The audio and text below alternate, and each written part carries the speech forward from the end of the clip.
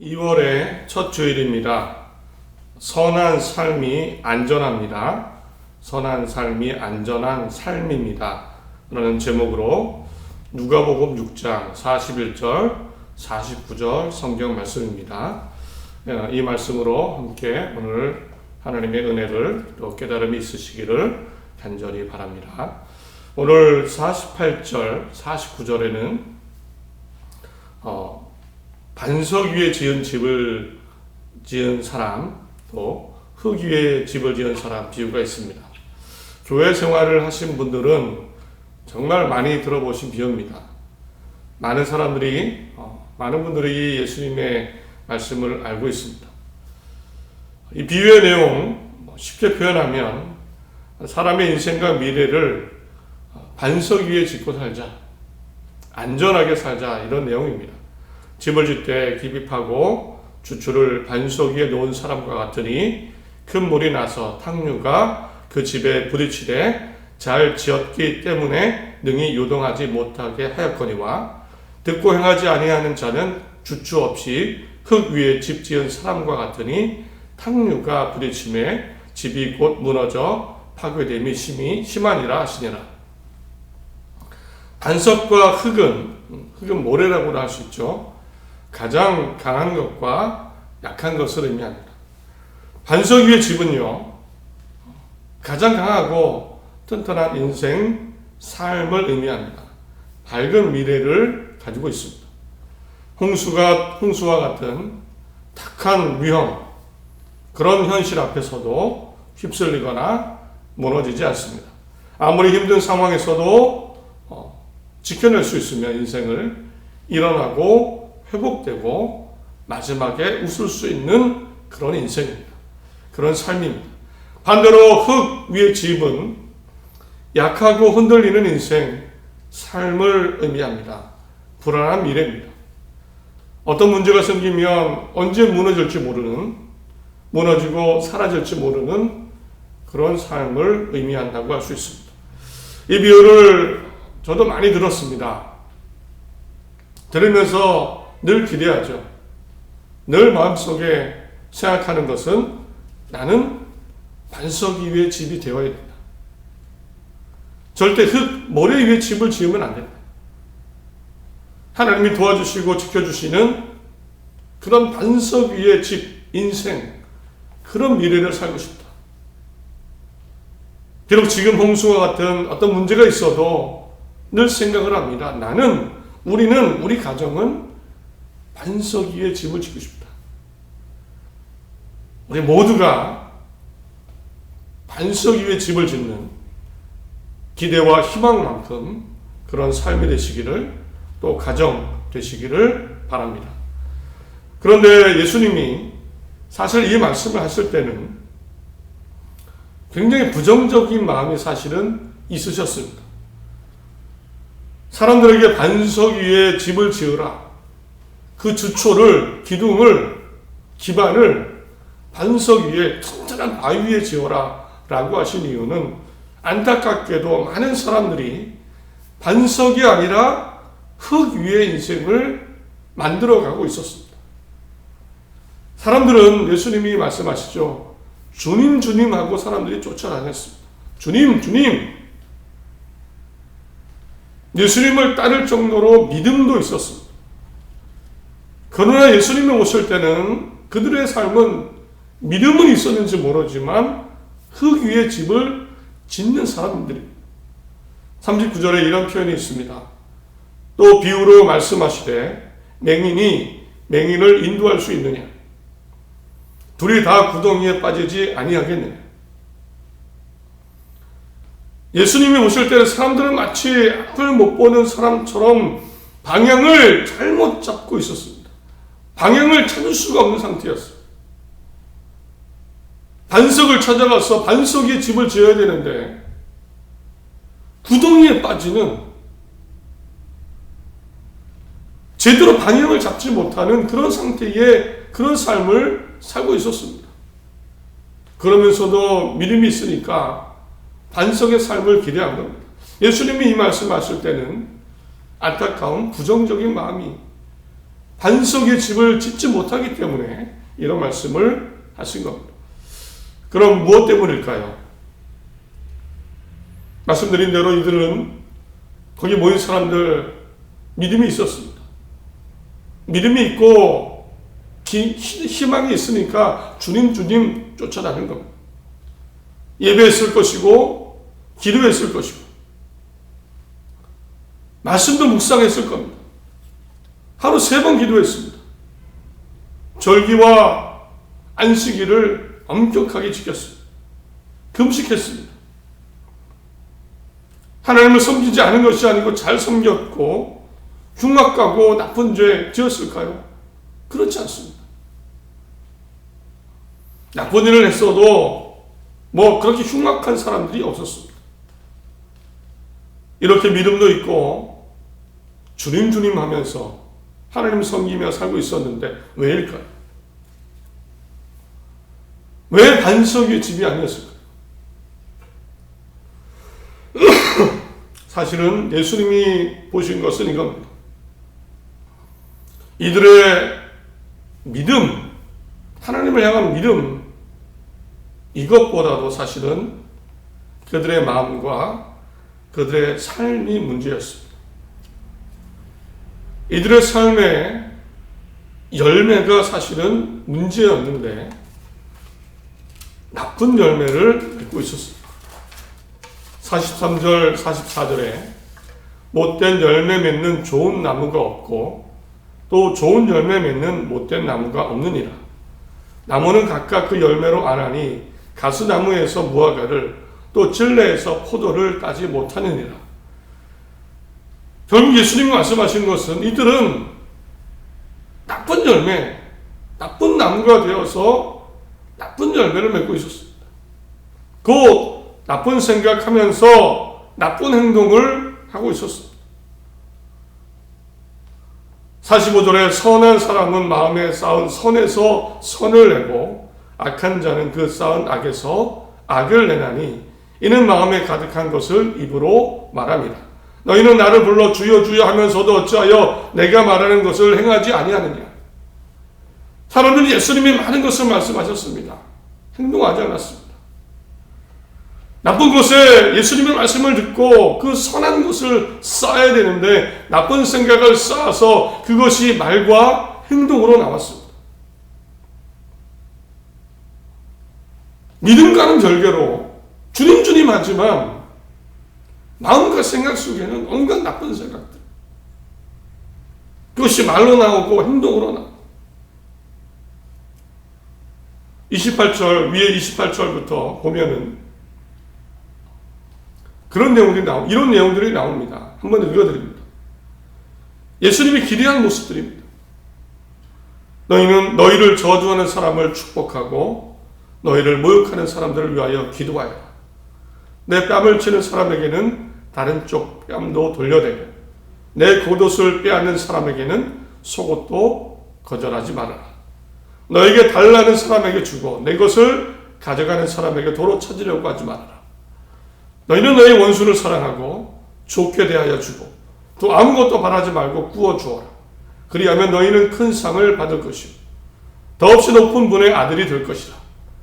그분의 은혜를 모르는 사람들과 그분은 은혜를 모르는 사람들과 악한 사람에게도 인자하시다. 남을 심판하지 말아라. 그러면 하나님께서도 너희를 심판하지 않으실 것이다. 남을 정죄하지 말아라. 그리하면 하나님께서 너희를 정죄하지 않으실 것이다. 남을 용서하여라. 그리하면 하나님께서도 너희를 용서하실 것이다. 남에게 주어라. 그러면 하나님께서도 너희에게 주실 것이니 되를 누르고 흔들어서 넘치도록 후하게 되어서 너희 품에 안겨주실 것이다. 너희가 되질하여 주는 그 되로 너희에게 도로 되어서 주실 것이다. 예수님이 말씀하신 겁니다. 주님 하면서 쫓아다니는 사람들에게 예수님이 생각하고 해야 되는 일을 말씀하신 겁니다. 축복이고 기도고 기도해 주는 것이고 사랑이고 나눔이고 용서의 마음이고 말과 행동이었습니다. 그러나 사람들은 어땠을까요? 예수님이 그렇게 말씀을 해주셨는데 사람들은 그렇게 생각하고 행동하지 않았습니다. 6장 1절부터는 이런 사건이 나오죠. 안식일입니다. 예수님이 제자들과 멜바 사이를 가시다가 제자들이 너무 배가 고픈 겁니다. 그래서 안식일에 밀을 좀 따서 이렇게 손으로 짓이겼겠지요. 그것을 먹었습니다. 그랬더니 난리가 났습니다. 안식일법을 어겼다. 안식일에는 추수하면 안 되는데 밀을 딴 것은 추수고 이것을 이렇게 손으로 문질러서 그 알을 먹은 것은 안식일을 어긴 거다. 예수님이 보신 것은 사람들의 생각이 너무 악한 겁니다. 나쁜 겁니다. 믿음은 있다고 하는데 배가 고프면 먹을 수 있죠. 이게 인간적인 선한 마음입니다. 오죽 배가 고프면 먹었을까? 이런 생각보다는 불쌍함과 안타까움보다는 법을 어겼으니 벌을 받아야 된다. 사람이 사람을 향한 생각이 정죄였습니다. 그 이후에도 보면 이런 사람이 나옵니다. 평생 손해를 가진 사람, 손해 장애를 가진 사람을 예수님이 고치는 상황이 생깁니다. 그런데 옆에 사람들이 율법학자, 특별히 바리새인들이 아주 눈을 부릅뜨고 지켜보고 있습니다. 무슨 생각을 했을까요? 저 사람이 나을까? 안 나을까? 나았으면 좋겠다. 야, 저 사람 얼마나 힘들게 살았을까? 잘 됐으면 좋겠다. 기적이 일어났으면 좋겠다. 이런 생각이 아니었습니다. 그들의 눈여겨보고 뚫어지게 지켜본 것은 예수님이 저 사람을 고치면 안식일을 어기는 거예요. 안식일에는 일을 하면 안 되니까. 사람들의 마음속에 있었던 생각입니다. 따뜻함과 사랑과 인간적인 그런 모습은 없습니다. 저 사람이 손이 고쳐지든 말든 평생 저렇게 살든 말든 상관하지 않았습니다. 나만 잘 되면 되고 내 생각만 되면 된다. 오죽하면 예수님이 9절에 예수께서 그들에게 이르시되 내가 너희에게 묻노니 안식일에 선을 행하는 것과 악을 행하는 것, 생명을 구하는 것과 죽이는 것 어느 것이 옳으냐? 어쩌면 그 사람에게는 손이 이게 장애가 생명 같았을 겁니다. 얼마나 인생이 힘들었을까요? 오죽하면 예수님이 이 말씀하신 겁니다. 안식일인 게 사람을 살리는 게 맞냐, 죽이는 게 맞냐? 아주 기본적인 거죠. 사람들은 이런 것까지 잊고 말았습니다. 그저 내 생각 속에 갇혀서 마음에 악한 것을 쌓으며 악한 말과 악한 행동을 하고 있었습니다. 이런 악한 생각, 악한 행동, 바리새인들, 율법학자들 그들만이 했을까요? 당시 기득권 바리새인들, 또 제자들, 또 일반 백성들이 이 말씀을 듣고 있었습니다. 몇몇 사람들의 생각이었을까요? 사실은 그렇지 않습니다. 힘 있는 사람도 나쁜 생각하고 힘없고 가난한 사람들도 나쁜 것을 쌓았습니다. 요한복음 8장에는 가늠하다 잡힌 여인의 이야기, 예수님이 이 여인을 보호해 주시고 새 인생을 주시는 사건이 나옵니다. 예수님이 사람들이 많이 모였습니다.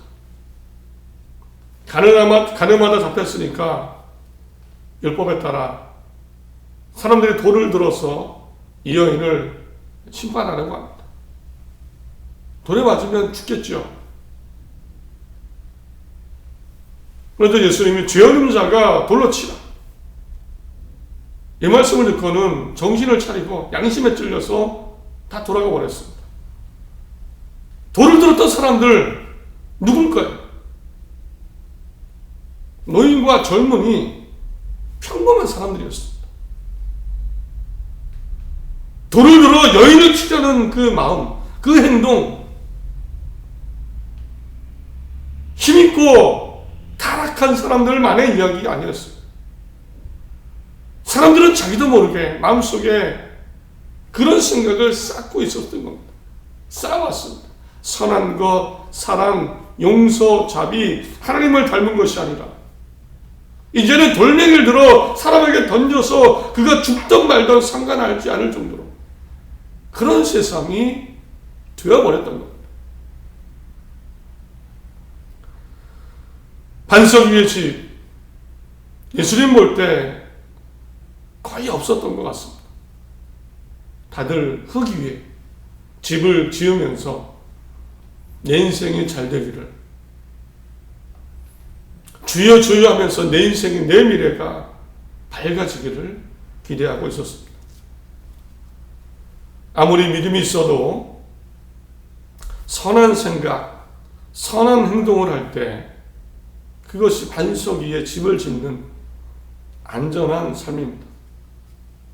이제 생각해 보시기 바랍니다. 우리가 어떻게 해야 될까요? 우리도 믿음이 있습니다. 하나님이 선하시고 자비하시고 모든 것을 알고 있습니다. 우리도 알고 있습니다. 올 한 해를 살아갈 때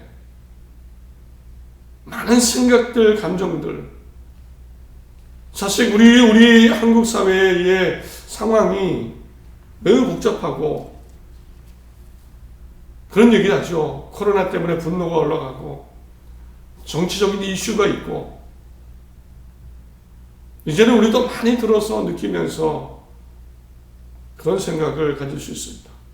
나쁜 생각, 마음속에 나도 모르게 쌓아갈 수 있습니다. 그것이 가족에서 말과 행동으로 나오고 세상에서 나오고 교회에서 나올 수 있습니다. 나도 모르게 어쩌면 돌멩이를 들고 던질 수 있는 그런 상태가 될 수 있습니다. 마음속에 무엇이 있습니까? 선한 생각입니까? 나쁜 생각입니까? 41절, 41절에 예수님은 이 말씀을 하셨습니다. 어찌하여 형제의 눈 속에 있는 티는 보고 내 눈 속에 있는 들보는 깨닫지 못하느냐? 너희는 내 눈 속에 있는 들보를 보지 못하면서 어찌하여 형제에게 말하기를, 형제여, 나로 내 눈 속에 있는 티를 빼게 하라 할 수 있느냐? 외식하는 자여, 먼저 내 눈 속에서 들보를 빼라. 그 후에야 내가 밝히 보고 형제의 눈 속에 있는 티를 빼리라. 나 같은 죄인 살리신 찬송이 떠오릅니다. 나 같은 죄인 살리신, 우리에게 들보, 커다란 들보가 우리 눈 속에 있었습니다. 또 그거 외에도 우리는 얼마나 많은 잘못을 합니까? 예수님 말씀하십니다. 들보를 빼라. 내 부족함을 갖고 겸손함을 가져라. 더 깊이 들어가면 죄에서 구원받은 우리들입니다. 그렇죠? 흉악한 죄가 죄 속에 정말 하나님의 자비와 용서와 생명을 받을 수 없었지만 우리는 그 죄의 용서를 받은 사람들입니다. 정말 우리도 죄인이고 하나님의 나라의 상속자가 될 수 없었는데 그 은혜를 받은 사람들이고 지금도 그 은혜 속에 살고 있고 그 은혜를 기대하며 살고 있습니다. 마음을 우리는 겸손히 해야 됩니다. 잘 정리하시기 바랍니다. 저도 그렇고 우리 모두 그렇습니다. 하나님이 하실 일을 하실 것이고 정의를 실현해 나갔을 것입니다. 우리에게 기대하시는 것은 선한 마음, 겸손함으로 나도 부족함이 많아. 하나님이 나를 용서하셨어. 겸손함으로 내 마음속에 나쁜 생각을 씻어내고 선한 것을 쌓아가고 선한 말과 행동을 하는 것입니다. 이런 삶, 이런 2022년 한 해의 삶을 살아가시기를 간절히 소원합니다. 말씀을 맺습니다. 36절, 38절까지 읽어드립니다. 너희 아버지의 자비로우심 같이 너희도 자비로운 자가 되라. 비판하지 말라. 그리하면 너희가 비판을 받지 않을 것이요. 정죄하지 말라. 그리하면 너희가 정죄를 받지 않을 것이요. 용서하라. 그리하면 너희가 용서를 받을 것이요. 주라. 그리하면 너희에게 줄 것이니 곧 후이되어 누르고 흔들어 넘치도록 하여 너희에게 안겨주리라. 너희가 헤아리는 그 헤아림으로 너희도 헤아림을 도로 받을 것이라. 선하게 사는 것 안전한 삶입니다. 세상이 아무리 바뀌어도 선한 삶으로 하나님이 도와주시는, 하나님이 주시는, 하나님이 용서하시는, 하나님이 안겨주시는, 하나님이 헤아려 주시는, 품어주시는 그런 2022년 사시기를 간절히 소원합니다. 또 그런 가정, 교회가 되기를 간절히 바랍니다. 한 주 동안 사실 때, 또 한 해를 사실 때 걱정과 불안과 염려가 생길 것입니다. 그때마다 하나님이 지켜주시는 안전한 삶입니다. 이것을 굳건히 믿으시고 선한 마음, 선한 삶으로 정말 하나님의 은혜 가운데 살아가는 그런 한 해가 되시기를, 또 한 주가 되시기를 간절히 바랍니다.